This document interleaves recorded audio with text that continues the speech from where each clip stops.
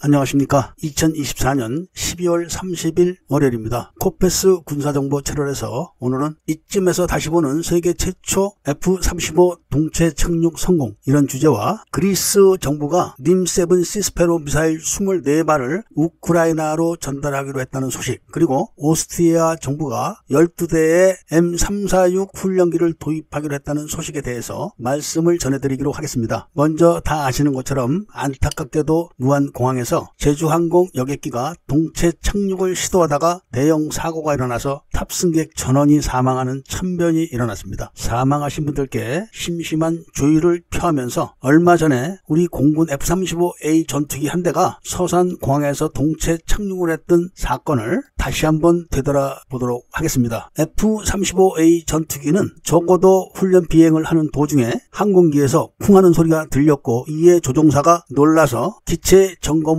했는데 엔진과 계기판만 이상이 없고 전부 다 불통이 되었다는 것을 확인하게 되었다고 합니다. 통신 장비도 통신이 불가능했고 산소 공급도 되지 않아서 조종사가 긴급하게 백업 통신을 작동시켜가지고 기지에 통신을 시도해가지고 상황을 긴급히 전파한 후 비상 착륙을 요구했다고 합니다. 모든 장치들이 다 작동이 안 돼서 조종사가 시계 비행으로 바다를 향해서 서산 기지로 향했는데, 공군은 이 같은 조종사의 의견을 신속하게 받아들여가지고 비행장에다가 소방차를 출동시켜 대기시키고, 소방차에서는 동체 착륙에 필요한 소방용 거품을 다 도포를 해놓고 동체 착륙에 필요한 모든 조치를 취해가지고 F-35A는 무사히 동체 착륙에 성공했고, 조종사도 자기가 스스로 동체를 벗어나서 걸어 나왔다고 합니다. 그런데 기체를 확인해 보니까 10kg이나 되는 커다란 독수리가 동체에 부딪혀서 기체 내부로 빨려 들어가 있었고, 새의 사체가 전자장비와 유압장비를 다 망가뜨려놔가지고 랜딩 기어가 작동하지 않았다는 것이 확인됐다는 겁니다. 통상적으로 버드 스트라이크를 일으킬 수 있는 새의 무게 상항선이 6.5kg에 불과한데 10kg나 되는 독수리가 전투기에 부딪혀가지고 전투기가 내부가 다 완파가 된 걸로 확인이 된 겁니다. 이 사건으로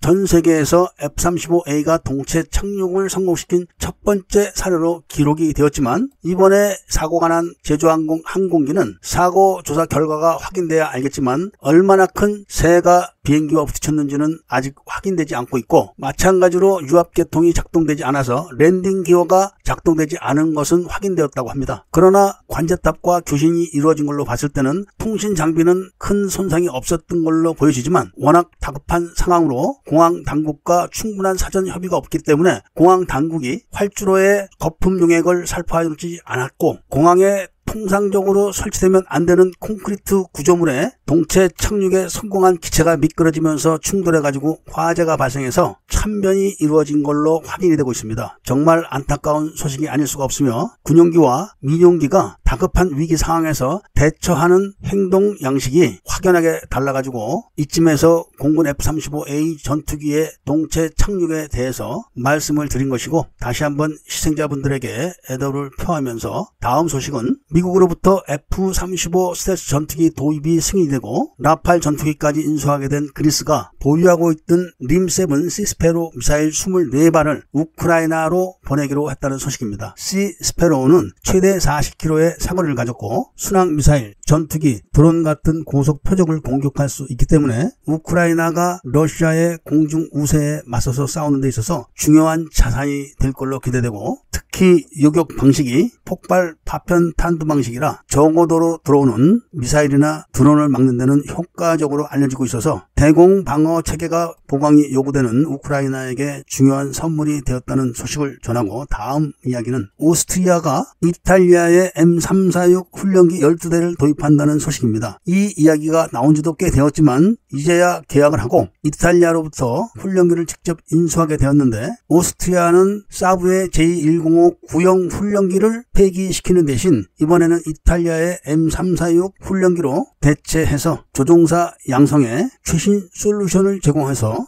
효율적인 교육 시스템을 마련하는 데 큰 도움이 되었다고 합니다. 이번에 오스트리아에 제공되는 M346 훈련기에 하나가 협력해서 만든 에이사 레이더가 장착되는지는 확인해보고 소식을 전해드리기로 하면서 오늘 이야기를 마치도록 하겠습니다. 애국시민분들과 밀매분들께서는 구독을 꼭 해주시고 좋아요와 알림 설정을 부탁드리면서 이야기를 들어주신 데 대해서 감사드립니다.